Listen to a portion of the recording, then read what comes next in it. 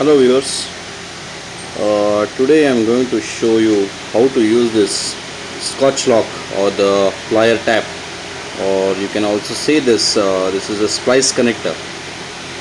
This you can use for connecting extra lights or the horns to the vehicle without cutting the wire. So what you have to do is this is the connector. One end of the connector, it has got two holes basically. One end is totally blocked, as you can see, and this is a aluminum blade which splices the wire perfectly. It has got two cuts, as you can see in the video. The first hole is a main wire which you will be using, which you will be withdrawing current from that particular wire. Now let's consider this is the withdrawal. This is the power cable.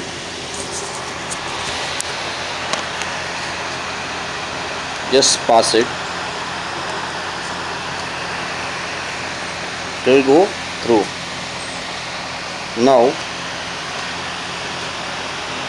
the second hole, as I said, is terminated from one side.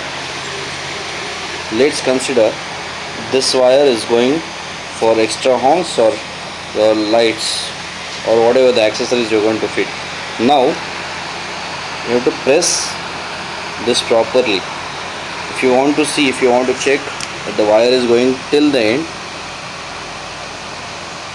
just remove the power cable and press till the end, so the wire will come till this point.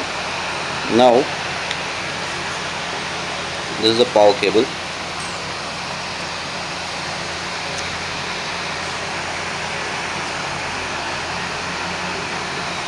That's it, we are done here.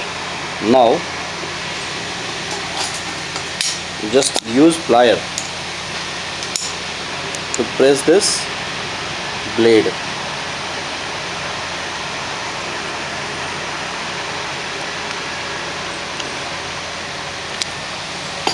That's it.